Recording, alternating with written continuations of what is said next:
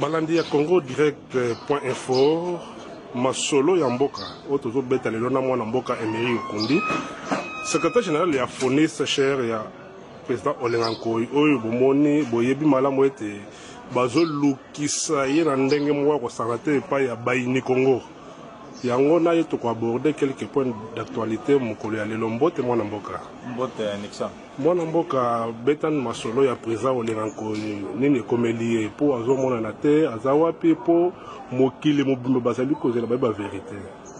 La vérité est que monsieur Joseph Olenga Nkoyi, président national de FONIS, Zalaki Epanaye et Ertobimi Epanaye, tout le monde était liboso lopangone ba lingi bakla bilongi kiliki. Bao na ba moto, bao na makolo, bao bazana ba lituka, nyonso la po ba lokisai.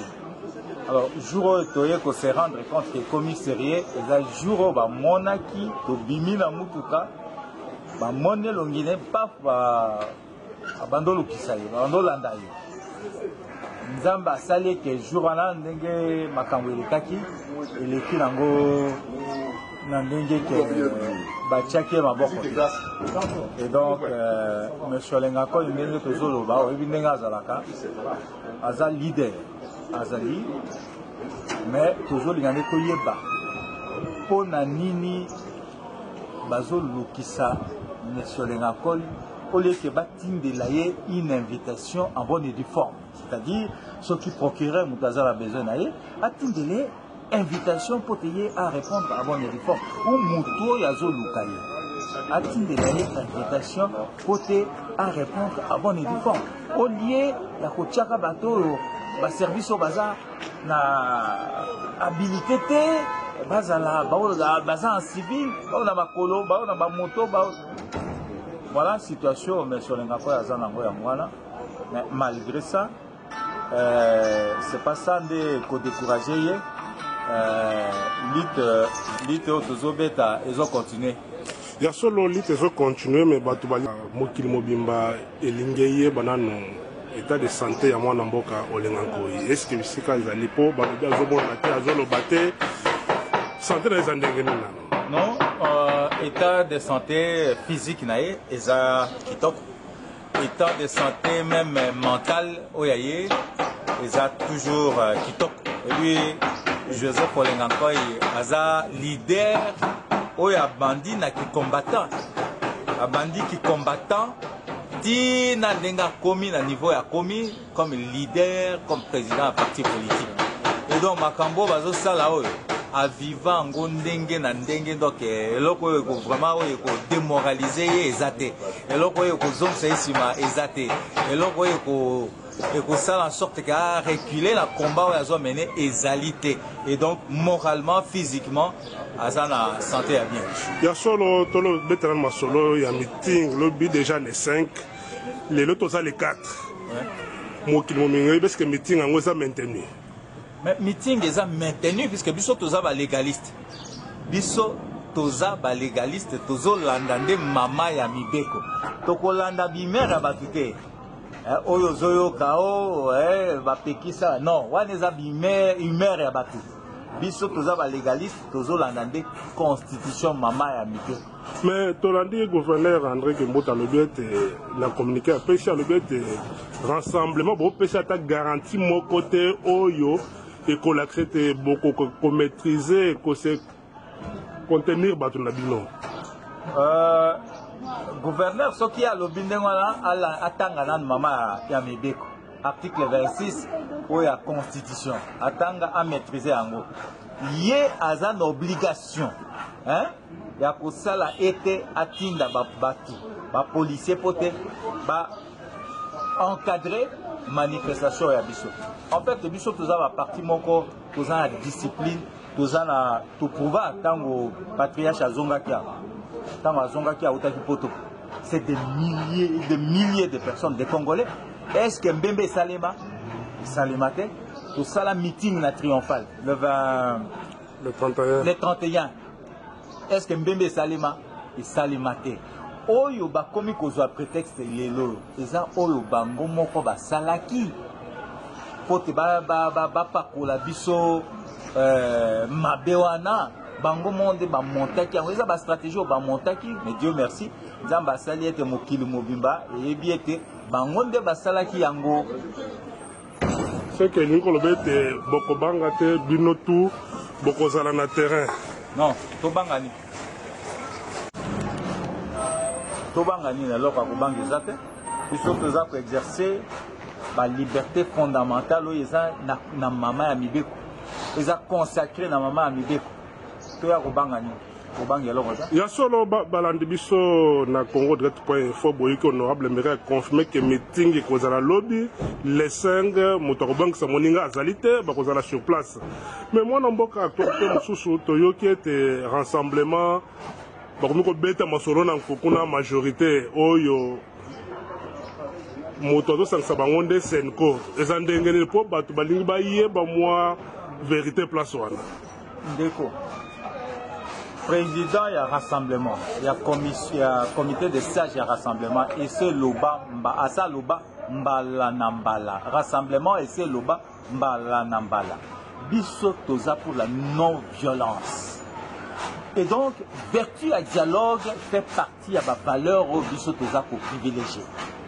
Mais pas n'importe quel dialogue. Les lois qui biso tolingi dialogue. Et ça, dialogue pour tout résoudre. Crise on va créer les bisous artificiellement dans Katiamboka. Des bisous au dialogue. Dialogue au patriarche Azobenga Lelo, et ça dialogue dès que non, tokende, puisque faut tokabola pouvoir, tokabola gâteau, tolia boye, tolia. Non. Et ça dialogue poté bisous toza na culture et à non-violence. Et donc, la démocratie, dialogue, et ali parmi ma valeurs. Il y a démocratie, il faut tout privilégier la démocratie. Nde yango biso to privilégier dialogue au patriarche moko abenga. Mais ce qui te a ko boya, oye salima qui c'est puisque zalaki dialogue était. Et salemi na ndenge te tolongwe déjà dans nzela ya résolution 2277. Tolongwe déjà dans nzela ya mama ya mibeko. Et donc biso to kokaki ko kende te pour to cautionner et le Kwandengwana. Mais les lots, ceux qui vont comprendre que non, comme le peuple congolais Mobimba, Azasima et rassemblement, Azasima, il y a un leader et un rassemblement, pour tout résoudre la crise, il faut tout solo là.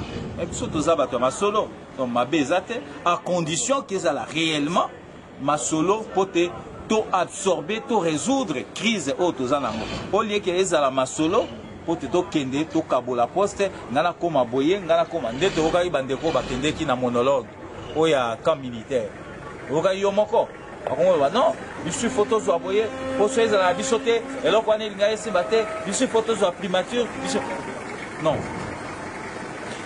biso to kende na dialogue pour te tout résoudre d'abord crise o ba créer les biso na mboka crise eza artificielle. Kimia ezala pote to kende na maponamia solo solo. Personne moi namboka na ndenge tozali koyoka par-ci par-là même bato majorité balobi ete lokola bafongo batiraki moi eteni ya kofonga ma fenêtre to porte que bato baya ko adhérer na ba résolution ya dialogue ya oya bato mosusu bazokanisa ete lokola seniko azosangisa bino ezali po bo adhérer na yango. Ils sont tous en schéma d'adhésion. Schéma d'adhésion ezalité. Bango bakende ki na camp militaire na Katiachi na monologue oya bango. Baza déjà na projet oya bango. N'est-ce pas?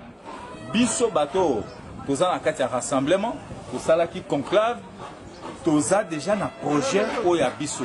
Et donc sikoyo na bango, c'est-à-dire majorité présidentielle, na ba lié oyaye biso rassemblement mutu na mutu aza na projet bango baza na oya bango projet biso toza na oya biso projet nde sikoyo il faut to sangana to vanda na mesa pote à partir ya ba deux projets wana projet ya monologue oya sensi ya Kantiachi na projet ya rassemblement tozale longo pote to bota projet moko to résoudre crise au bango ba créer les biso pour te to kende na maponami ya solo solo. Et Nicolas Banene projet wana po bo kelena Kabila ti après 2019 to bo kolobela le kambo régime spécial. Projet wana ndeko biso toza ba légaliste.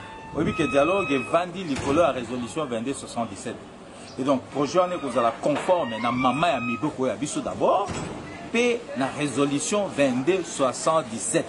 Projet wana ko kende libanda la constitution te et ko kende libanda résolution 2277 te mais fezala na kati ya mama ya mibeko na kati ya résolution 2277.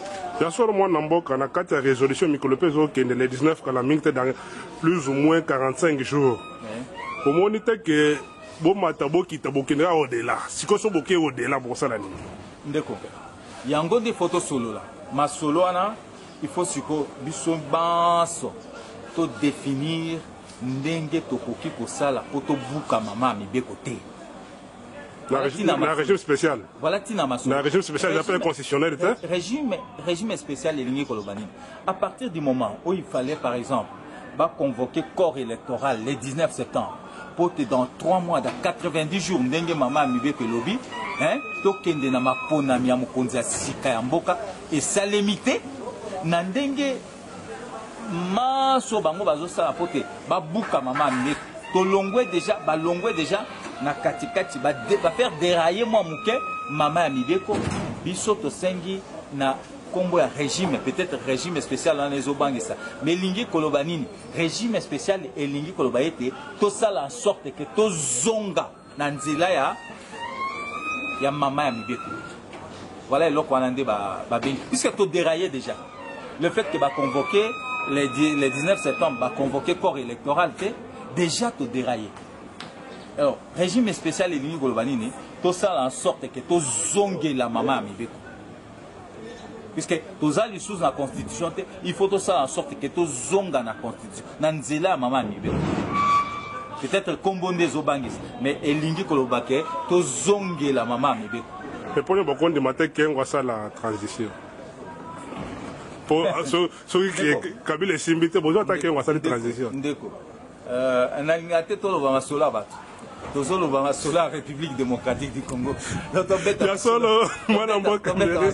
Ya solo mwana mboka mairie okunde to komina suka message moko pona bande kona biso nyonso na mokili mobimbo bazali kolanda yo puis batie mitema na bango pona meeting am kola lobi. Via Zolo balobi. Patriarche Zolo. Muto abanga te. Il faut toi ya koyoka patriarche ya te yaka. Yesoka te de tozuma teya to komo salela. Et donc congolaise nyos, congolais nyos et sikozali ko banga te. Obi ko banga nde comme ça biso na kufa na liwa. Et donc to banga te, tu as kozwa message. Tu as kozwa message pour te to salela pour to mema mboka na biso liboso. Message à carton rouge. Pour moi, c'est déjà jaune. Viens moi quoi dévoiler. Voilà. Viens me dévoiler le message. Voilà, rendez-vous les 5, tu en direct, na binopo, tu as un moyen, nous sommes pour biloko beta en direct. Tu as la tête que vraiment donné à Kaninda Kabasele Muboyayi, puisque vous allez toyer bindenge. Au partage avec Masolo Yango, Ndengo, Telemela Capote Moussane Kende Liboso. Émission Yangwana. Honorable mairie Okundi Yawana a lobby a confirmé bien meeting les 5. Daniela Victoria Certa, Mandengo Sim Masolo qui toque Makasi, on est ensemble. Merci Mingi Honorable. Merci.